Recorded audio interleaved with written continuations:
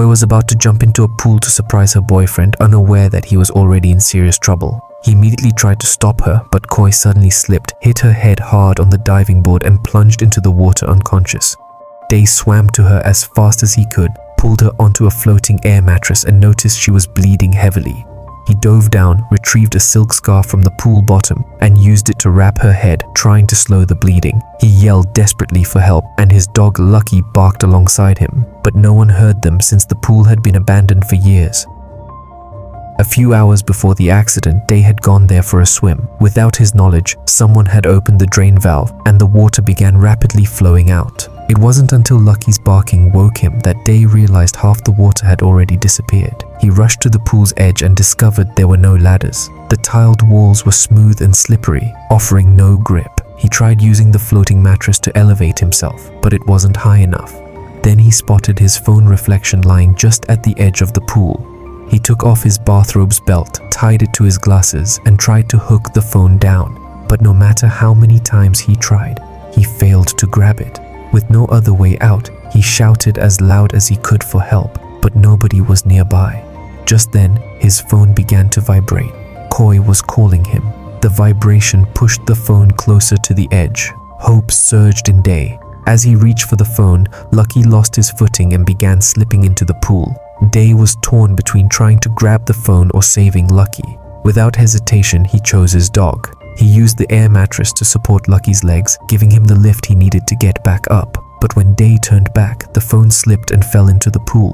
He dove in and retrieved it, only to find it no longer worked. Once again, his hope of rescue vanished. Refusing to give up, Day dove to the bottom of the pool and stuffed his bathrobe into the drain opening to stop the water from flowing out. But as he tried to resurface, the chain on his swim trunks got tangled in the drain cover. Just then, the pizza delivery guy he had ordered arrived. Day could see him, but no matter how hard he shouted, the sound didn't carry. The man called his phone and looked around before preparing to leave.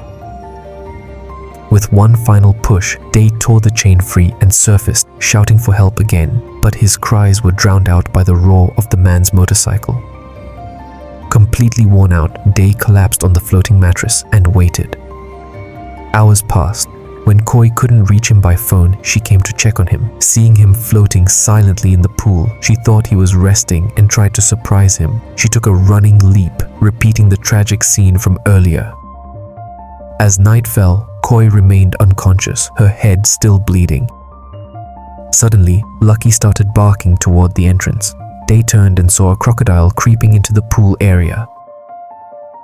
He quickly motioned for Lucky to stay silent, but the crocodile had already set its sights on the dog. It stepped forward, then unexpectedly lost its footing and fell straight into the pool.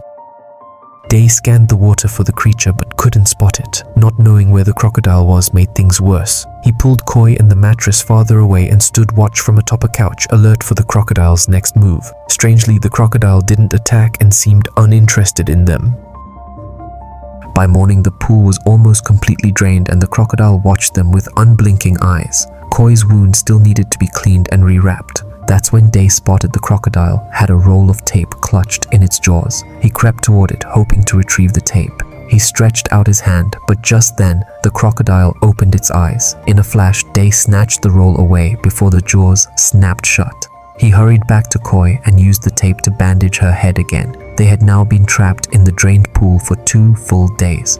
With the phone dead and no signs of rescue, hope was fading. Then Day noticed the drain cover nearby. Maybe there was a tunnel underneath. He inspected the cover. It was screwed tightly shut. He tried twisting the screws with his bare hands, but it wouldn't budge. That's when he remembered Koi's necklace. He took it off and used it to unscrew the bolts. Peering inside, he saw a narrow tunnel leading somewhere. He rushed back to Koi to wake her. But in those few seconds, the crocodile crawled directly into the tunnel ahead of them.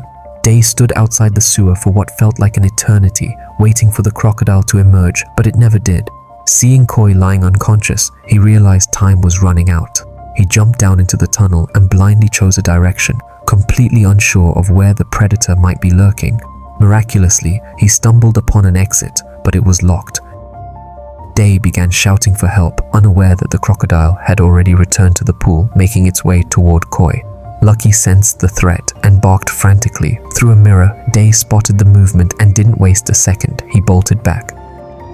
By the time he reached the pool, the crocodile was already beside Koi, preparing to tear her apart. Just in time, Day launched himself forward, slamming into the reptile and knocking it away.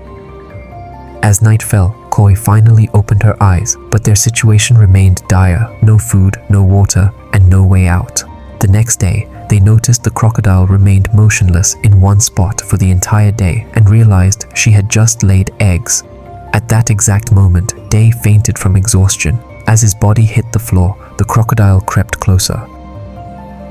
Day jumped up, grabbed the creature by its body and shoved it back down into the sewer, slamming the manhole cover shut behind it. He and Koi then dragged over a couch and placed it on top of the manhole to block the beast's return. Using the lenses from his glasses to concentrate sunlight and friction from sticks, they managed to build a small fire and cook the eggs. Finally, a meal after days of starvation.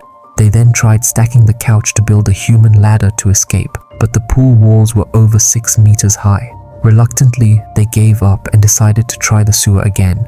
As soon as the crocodile crawled out, they slipped inside and began crawling. When the animal realized its eggs were missing, it went berserk and chased after them. Day and Koi barely escaped its jaws, sliding into the passage just in time. While crawling through the dark, Lucky suddenly barked excitedly. He had spotted a drone above the pool. Day shouted for help, but the drone operator didn't respond. Not wanting to waste the chance, Day retraced his steps and climbed back up to the manhole cover. But when he opened it, he froze in disbelief. It was only a toy drone. Suddenly, a gust of wind knocked down a nearby wire. It dangled into the pool. Maybe it could be used to climb. With renewed hope, Day gripped the wire and started scaling it, but the barbed wire was tearing his hands. Just as he neared the top, the wire snapped and Day crashed to the ground. He tried to bandage his wounds with scraps of cloth but passed out from exhaustion. When he regained consciousness, he felt searing pain in his leg. He looked down to find the crocodile clamped onto him again. He kicked wildly until it released him, then grabbed a bucket nearby and pounded it against the beast's head until it finally backed away. That night, despite the pain, Day returned to the sewer. This time, he crawled in the opposite direction and eventually reached another manhole. With every ounce of strength, he forced it open, only to find himself looking up at another swimming pool. He collapsed from despair. Every path seemed to lead to another dead end. Suddenly, the toy drone reappeared and dropped into the pool. This time, 2 men arrived to retrieve it. They set up a ladder and descended into the pool, completely unaware of the bloodstains or the crocodile hiding beneath the couch. Hearing their voices, Day scrambled back to the manhole to call for help, but by the time he got the cover open, they were already gone. Still, he noticed they had left the ladder behind. Day's heart lifted slightly, but the crocodile blocked his path to the ladder. Meanwhile, on Koi's side, rainwater was rising and she was at risk of drowning. Day had to act. He grabbed a steel pipe and jammed it into the creature's mouth, finally bringing it down. Bruised and bloody, Day turned to the ladder, but just as he reached for it, falling barrels in the storm pushed the ladder out of reach. Day broke down, crushed by despair. Everything that had happened felt like a cruel game played by fate. Just then, Koi blew her whistle, trying to call for help, but Lucky mistook the sound as a call for him. He sprinted toward the pool, only to be yanked back violently by his leash. Day was devastated, but he had no time to grieve. He grabbed the leash, climbed back into the sewer, forced the manhole cover open with the steel pipe, and pulled Koi out just in time. The two embraced tightly, grateful to be alive, at least for one more day.